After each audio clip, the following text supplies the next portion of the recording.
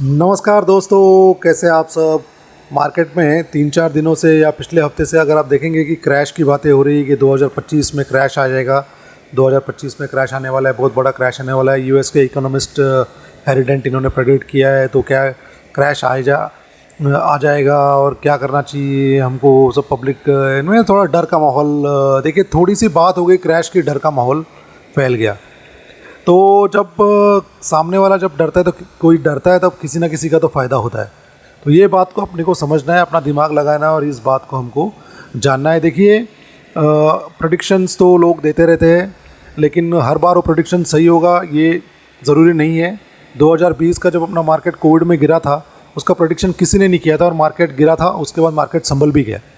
तो ये सब बातें तो चलती रहेंगी। आपको आपके जो गोल है उस पर डटे रहना है।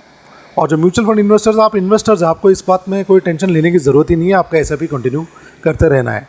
तो एक बार सोचते हैं कि ये बात किस एंगल से आई होगी।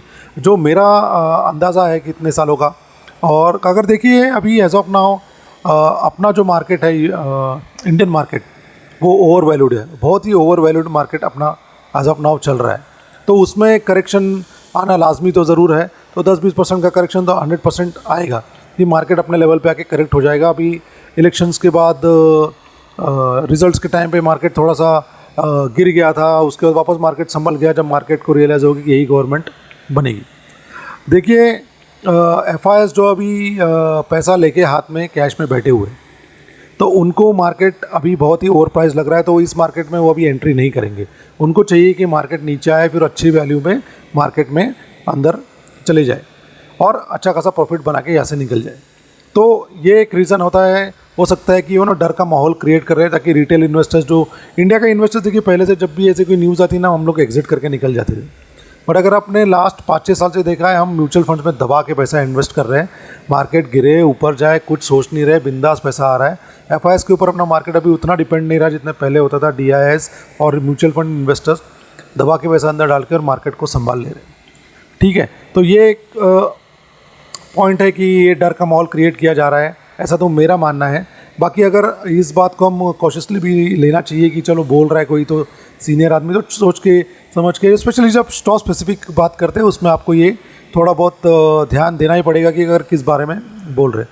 अगर यूएस की अगर हम बात करेंगे, यूएस में देखिए इन्फ्लेशन उनका कंट्रोल में आ नहीं रहा है।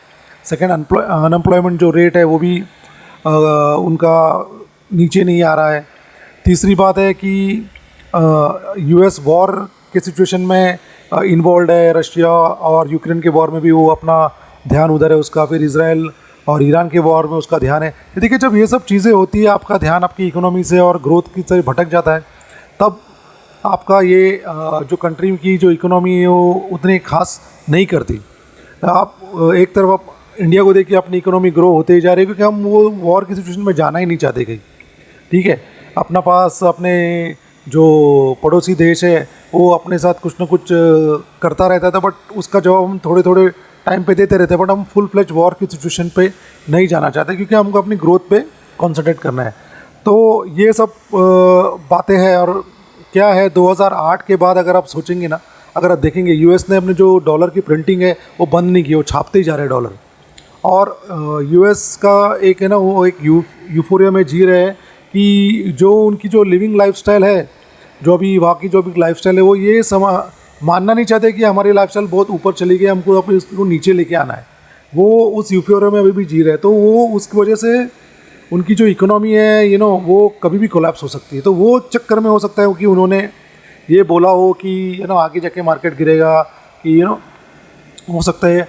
लेकिन उसका इम्पैक्ट अपने यहाँ पे पहले जितना होता था ना, उतना इम्पैक्ट नहीं होगा, क्योंकि हम अब मार्केट को संभाल ले रहे हैं, स्पेशली म्यूचुअल फंड्स के इन्वेस्टर्स। और आप देखेंगे कि 2014 के बाद कितने सारे इन्वेस्टर्स म्यूचुअल फंड्स के अंदर आ चुके हैं, because of good governance. Modi ji की गवर्नमेंट आने के बाद लोगों को जो विश्वास आया है, और स्पेशली 2020 के बाद, तो आप देखेंगे कितने सारे अकाउंट्स ओपन हुए हैं और कितने सारे म्यूचुअल फंड्स की जो अमाउंट है ऑलमोस्ट डबल हो रखी है। और अगले 5 साल में मेरा तो विश्वास है कि अगले 5 साल में डबल हो जाएगी। तो इतने लोग इन्वेस्टर्स अंदर आएंगे और मार्केट को हम संभाल ही लेंगे। अगर मार्केट गिरता भी है तो हम उस टाइम इन्वेस्ट करेंगे। हम तो पैसे लेके बैठे हुए हैं, जितने अपने इंडियन लोग हैं सब पैसे लेके बैठे हुए, डालेंगे अंदर 80-90% मार्केट गिरेगा तो। और क्या आपको लगता है कि रिलायंस 80% गिरेगा, टाटा का शेयर जो 80-90% गिरेंगे, जो बड़ी कंपनीज अपनी 80% गिरेंगे? नहीं, नॉट पॉसिबल। गिरेंगे 10-20%, ओवर वैल्यूड है मार्केट, तो करेक्ट होगा तब हम लमसम के लिए रेडी रहेंगे। आप आपका एसआईपी कंटिन्यू कीजिए और मार्केट बहुत अच्छी तरह से ही आगे बढ़ रहा है। मार्केट ऊपर नीचे तो होता रहेगा, उसको होना ही है। ये मार्केट का हाई नहीं है, इसके ऊपर भी और हाईज बनाते कर जाएगा।